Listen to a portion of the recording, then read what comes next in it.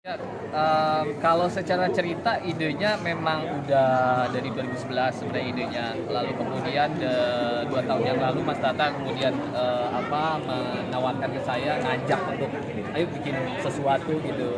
Lalu kemudian akhirnya cerita ini yang kita coba develop bareng.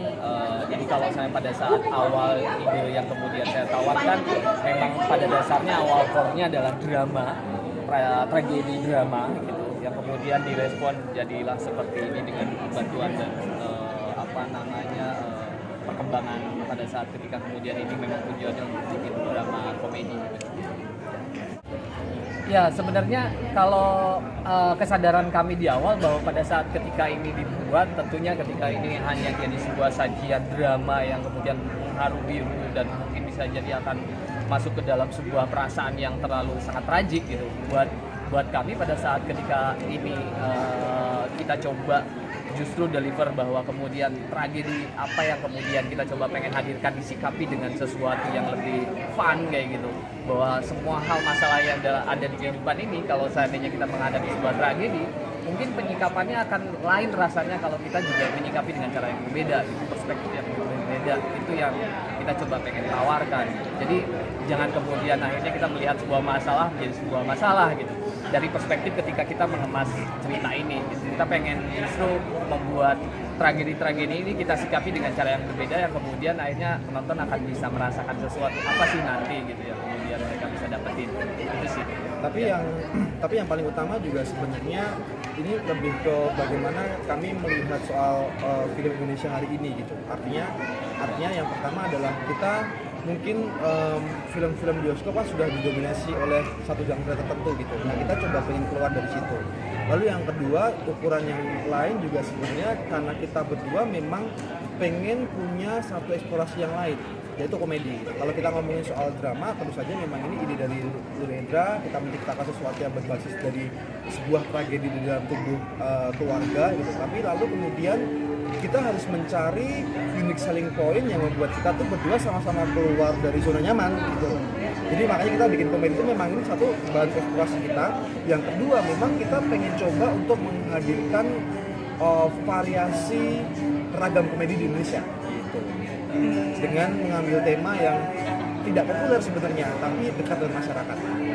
Kalau saya sih menyadari bahwa sebenarnya tradisi itu kan itu sesuatu yang pada dasarnya itu jadi karakter ya, karakter hidup kita ya, bahwa sesuatu yang sebenarnya sudah ada di kehidupan itu jadi karakter kita. Dan tentunya kalau misalnya kita muncul dari tradisi, pada dasarnya kita tuh sebenarnya bisa menghadirkan sesuatu yang bisa lebih dekat sama penonton.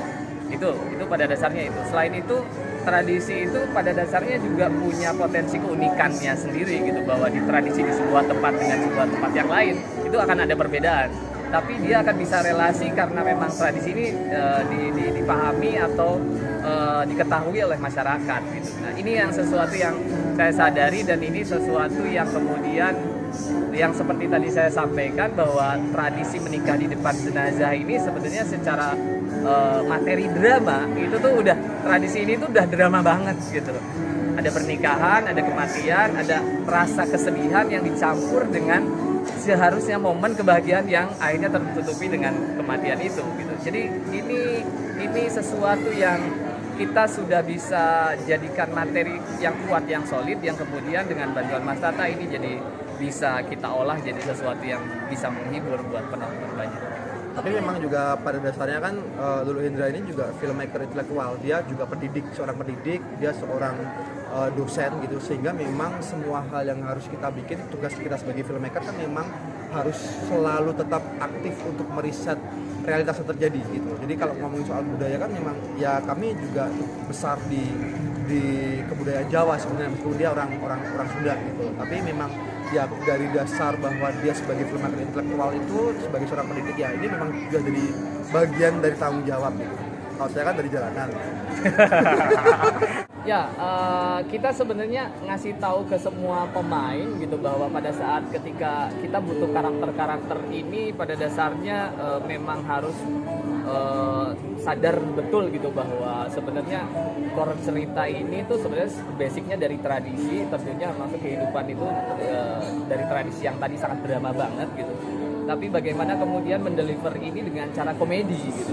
Nah ini yang sesuatu yang kita coba sadari dari awal, sehingga pada saat ketika kami memilih ensemble pemain ini pun itu tentunya kita melihat bahwa ini mereka akan punya potensi komedi apa saja ya dari karakter aktor-aktor yang kita pilih gitu.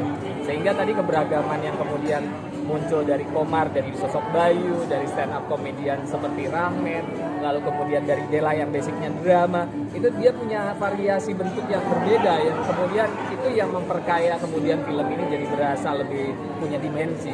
Itu yang sebenarnya kita coba pengen ciptakan juga dari awal kesadaran itu. Wah ya. Kita pengennya sih semua orang bisa menikmati ya. Seperti ini. Meskipun kemudian kalau kita ngomongin secara kebudayaan ini sangat lekat dengan tradisi Jawa gitu, tapi isu yang kita bawakan isu yang sangat universal gitu. Keluarga. Isu yang selalu dialami oleh keluarga yang ada di pulau manapun yang ada di Indonesia. Jadi harapannya memang kita membuat dari lokalitas yang kita punya ini akan menjadi corong universal yang bisa ditonton oleh semua orang. Ya tinggal gini aja. Ya ada. Gitunya luar biasa itu. Sebenarnya kan memang saya tuh punya passion banget di komedi juga gitu. Tapi masalahnya komedi-komedi yang selalu saya bangun itu komedinya sifatnya dark komedi semua gitu. Artinya jadi kadang ukurannya jadi ukuran yang sangat segmented banget gitu.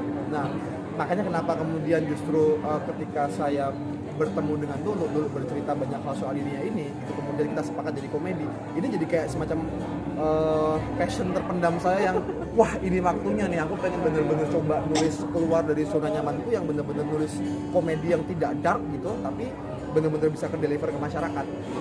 Jadi kalau ngomongin soal kok bisa switch ke sini gitu ya memang mungkin karena saya nggak punya pilihan selain bekerja sebagai filmmaker, jadi ya mau gimana pun saya harus bisa menghadapi semua tantangan yang ada dalam pembuatan film. Enggak lah, menarik lah. Ya sebenarnya yang paling menarik kalau buat saya ya tentunya karena Mas Tata kan lebih duluan di industri ini dan bagaimana tahu pemetaan karakteristik kemungkinan penonton akan suka atau tidak bagaimana. Kalau saya kan sejauh ini ya bikin film aja gitu kan. Nah itu yang kemudian saya jadi punya rem gitu loh. Saya punya rem, saya punya gas yang kemudian kalau kayak gini gimana? Gas. Kalau yang ini rem. Nah, kayak gitu. Nah, Mas Tata tuh memberikan batasan-batasan yang kemudian justru itu memberi experience yang memang kemudian sebelumnya juga saya nggak pernah lakukan itu gitu. Nah, itu kolaborasi yang kami lakukan selama dari mulai developing sampai produksi sampai post kita mengemas ini sedemikian rupa. Selalu menyenangkan bekerja bersama dengan teman-teman Jogja bagi saya gitu. Karena kenapa ketika saya syuting tuh ketika saya memproduksi sesuatu itu harus dilakukan di Jogja gitu. Kadang-kadang memang, tapi memang kebutuhannya memang harus di Jogja. Salah satunya karena memang kami selalu punya tujuan untuk meregenerasi teman-teman perfilman di Jogja gitu. Dan saya selalu meyakini bahwa teman-teman Jogja tuh banyak sekali talenta-talenta lain yang berlian-berlian lain yang memang belum tergali gitu. Nah, kami punya visi untuk bagaimana bisa membuat Jogja itu terus menumbuhkan filmmaker-filmmaker yang berbakat dengan karya-karya yang luar biasa dan itu memakai perannya di industri komersial.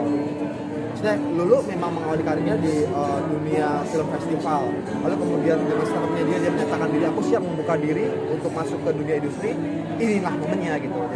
Jadi ya kami saling belajar gitu, kami saling memberikan insight sama lain dan ya akhirnya karya ini lahir gitu. Karena MVP memberikan ruang buat regenerasi, ya, itu yang menjadi menarik gitu. Maksudnya bekerja dengan wanita, bekerja dengan Pak Ram gitu. Mereka ternyata mungkin ketika kita berjarak sama mereka mungkin kita tidak akan tahu seluk-beluk mereka. Tapi begitu kemudian saya bicara dan ngobrol sama mereka, ternyata mereka sangat terbuka untuk membuka peluang bagi talenta-talenta baru, untuk membuka peluang bagi regenerasi gitu. Ya misalnya kemudian di awal Pak Ram sendiri atau wanita mungkin tidak pernah mengenal sebelumnya sebagai pembuat film komersial, tapi kemudian dia menaruh kepercayaan. Dia memang kemudian saya meyakinkan mereka bahwa ini akan menjadi sesuatu yang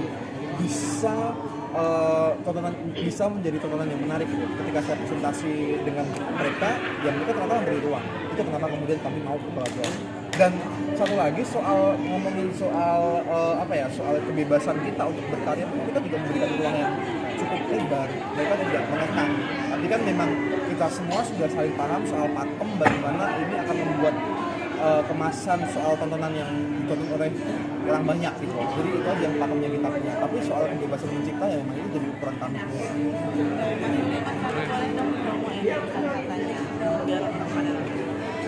Ya, kalau dari saya harap ini bisa jadi satu tontonan yang menghibur ya. Maksudnya ketika kita melihat bahwa banyak hal yang terjadi saat ini di situasi kehidupan kita, mungkin kita punya banyak masalah, kita punya tragedi di sebuah keluarga, tapi bagaimana kemudian kita bisa menyikapi tragedi, semua drama-drama itu dengan cara yang fun, dan mudah-mudahan itu juga jadi refleksi buat keluarga, semua masyarakat di Indonesia.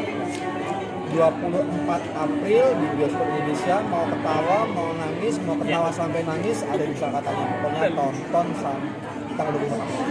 Terima kasih. Oke,